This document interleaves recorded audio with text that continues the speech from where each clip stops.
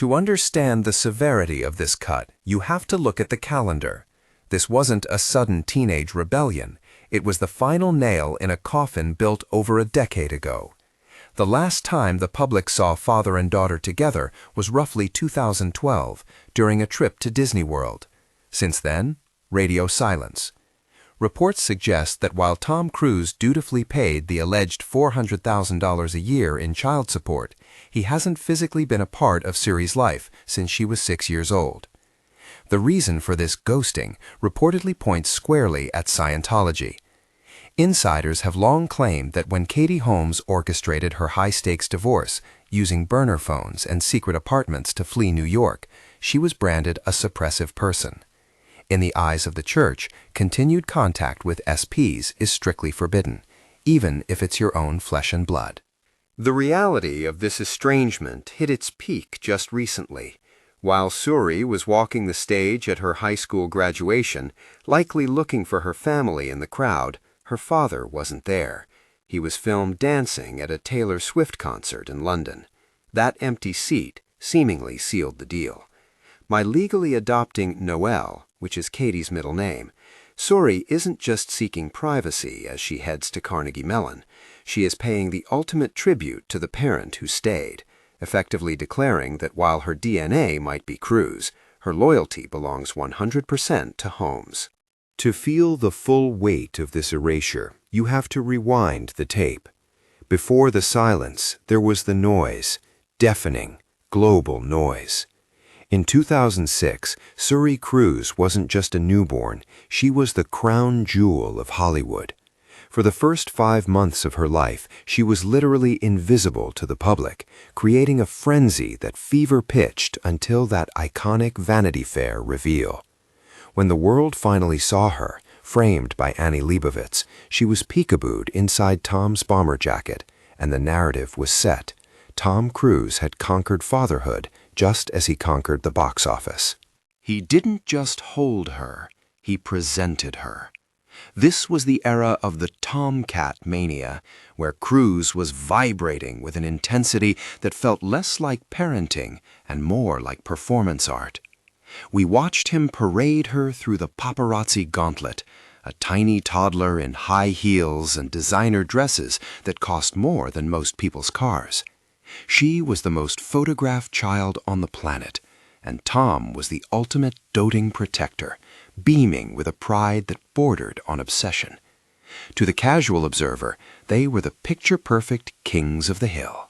But looking back, the red flags were waving in plain sight. That fairy tale existence was actually a fortress. While the tabloids focused on Suri's fashion blog influence, the reality inside the house was governed by a rigid, high-control structure. This wasn't just a celebrity protecting his kid. It was a strict ideological environment where every move was scrutinized. The doting was intense, but it was conditional. We were watching a family living in a pressure cooker, governed by an organization that demands total compliance. The cracks weren't just forming, the foundation was already rotten. We just presumed the smiles were real, unaware that the countdown to the explosion and the escape had already begun. The turning point happened in 2012, and calling it a divorce is an understatement. It was a tactical extraction. Katie Holmes didn't just leave Tom, she executed a military-grade escape mission right under the nose of one of the most powerful men in Hollywood. While Tom was filming in Iceland, totally unsuspecting, Katie was operating in the shadows. Reports revealed she used disposable burner phones to conduct secret interviews with lawyers across 3 different states, ensuring her calls couldn't be traced by Tom's security team. She was terrified, allegedly fearing she would be followed or that Suri would be abducted by the church. She didn't want a divorce settlement. She wanted freedom. She blindsided him. Tom, who is used to controlling every frame of his life, admitted in court documents that he didn't see it coming. In a stunning blitz that lasted just 11 days, Katie secured full custody and vanished from the Scientology stronghold in Los Angeles. She moved Suri to New York City, establishing a new life thousands of miles away from the organization's headquarters. This move set the stage for a haunting final image. In August 2012, just weeks after the split, Tom took Suri to Disney World. It was a surreal scene. The world's most famous actor and his daughter in the happiest place on earth, surrounded by paparazzi. That day at the Magic Kingdom wasn't just a vacation, it was a goodbye. That was the last time the public ever saw them together. Since that ride on the teacups, there have been 0 public sightings of the two. Not one. For over a decade, silence. But the reason isn't just because they live in different cities. It is much darker. The reason isn't just because they live in different cities. It is much darker. Welcome to the invisible wall. This is the uncomfortable truth that most people ignore because it's too painful to comprehend.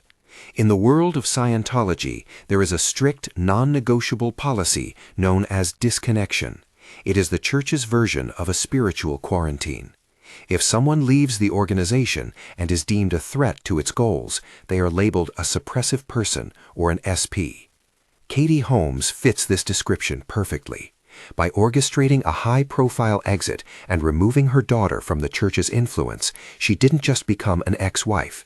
In the eyes of the doctrine, she became an enemy. According to former high-ranking members like Leah Remini and Mike Render, the rules are absolute. If you are a faithful member, and Tom Cruise is arguably the most faithful member on earth, you cannot associate with a suppressive person, not even if she is the mother of your child. So, where does that leave Suri? She is stuck in a heartbreaking limbo known as a potential trouble source. In Scientology, a PTS is anyone connected to a suppressive person. Because Suri lives with Katie, is raised by Katie, and has now chosen the outside world by dropping her father's last name and attending a non-Scientology university, she represents a spiritual liability. Tom isn't just a busy actor filming Mission Impossible stunts. He is a man following a rigid code that he believes saves humanity. To him, disconnection isn't cruelty, it's a necessity. The doctrine teaches that associating with a suppressive person puts his own eternity and the salvation of the planet at risk. It is chilling to consider, but we are looking at a father who likely believes that ignoring his daughter is the only way to save her soul in the long run. This is the conflict that the tabloids miss. It's not just a celebrity feud or a schedule conflict. It is a spiritual war. And in this war, Suri Cruise wasn't just a child caught in the middle. She was collateral damage. Now, let's look at the receipt. While the emotional cost of this separation has been silence, the financial cost has been specific, calculated, and immense. For over a decade, Tom's absence came with a very high price tag. Under the ironclad terms of their divorce settlement, he was mandated to transfer $400,000 annually in child support. That breaks down to roughly $33,000 every single month. That cash ensured Suri had the best ballet training, designer wardrobes, and elite private schooling New York City could offer. It bought a life of absolute luxury. But here's the reality of the ultra-wealthy. Writing a check when you're worth hundreds of millions is effortless. It requires 0 emotional labor. Wiring funds is easy.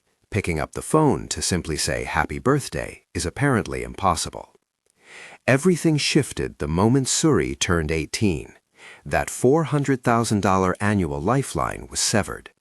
The legal mandate for child support evaporated overnight, meaning Tom no longer owes Katie a single dime for daily expenses. The child support is finished because the child is now a woman. However, one financial tether remains. Buried in the settlement documents is a clause regarding higher education. Even though they are totally estranged, Tom is footing the bill for Suri's tuition at Carnegie Mellon University in Pittsburgh. It is a prestigious, expensive path, and he is paying for it in full. But don't mistake a wire transfer for a truce. Is this a father supporting his daughter's future out of pride? Or is it simply a man adhering to a contract signed by lawyers 12 years ago? It feels less like a gesture of love and more like a final business transaction, a closing of the books before the account is shut down forever. If you are finding this breakdown fascinating, please hit the like button. It is completely free and really helps the channel grow. Oh, and by the way, I will be posting more deep dives just like this, so please subscribe and hit the bell so you never miss the next part of the story. Becoming Noelle. This brings us back to the name change. It wasn't a press release or a legal filing that broke the news. It was a simple line in a high school graduation pamphlet.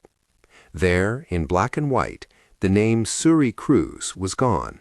In its place stood Suri Noelle. Noelle is Katie Holmes' middle name. By taking it, Suri sent a silent but deafening message to the world. She is honoring the parent who stayed, the parent who raised her, protected her, and shielded her from the chaos. It is a permanent tribute to the mother who chose her daughter over a dynasty. But this isn't just about honor, it is about survival. In Hollywood, the name Cruise is heavy. It carries the weight of box office billions, yes, but also the dark cloud of Scientology and years of tabloid speculation. As Suri Cruise, she is a headline waiting to happen. As Suri Noelle, she gets a fighting chance at anonymity. This new identity is her armor as she steps onto the campus of Carnegie Mellon University. In the drama department, she can audition for roles without a casting director instantly thinking of Top Gun or Mission to Impossible. She can make friends who like her for her humor or her talent, not because they want to get close to a movie star's daughter.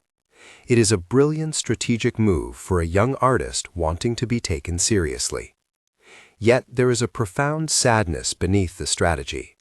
A daughter shouldn't have to erase her father's name to feel safe in her own skin. She shouldn't have to bury half her heritage just to be seen as a normal human being. But for Suri, becoming Noelle wasn't just a choice, it was the only way to finally be free.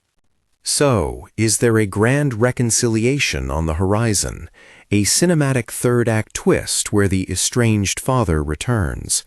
If you are waiting for that Hollywood ending, you might be waiting forever. Sources close to the situation suggest that Tom has finally accepted the cold reality. He has absolutely no part in his daughter's existence. The bridge isn't just burned, it's been dismantled, brick by brick, over a decade of silence. Think about what has actually been lost here. It isn't just time, it's the irrecoverable magic of growing up. He missed the awkward years of braces and math homework. He missed the tearful first heartbreaks, the erratic driving lessons, and the triumphant walk across the high school graduation stage. He wasn't there to pin the corsage for prom. Those aren't just calendar dates, they are the foundational memories that build a bond between parent and child. Once they are gone, they are gone. No amount of box office gross or star power can buy a time machine. Suri has made her position clear. She is no longer the terrified little girl burying her face in Katie's coat to hide from the paparazzi. She is a young woman who knows exactly who she is, and more importantly, who she doesn't need to be. She is entering adulthood on her own terms, defined by the people who showed up. The sad truth is, her identity is complete without him. The name change wasn't just a pivot, it was the final nail in the coffin of that relationship. Suri Cruise is a ghost of the past. Long live Suri Noelle.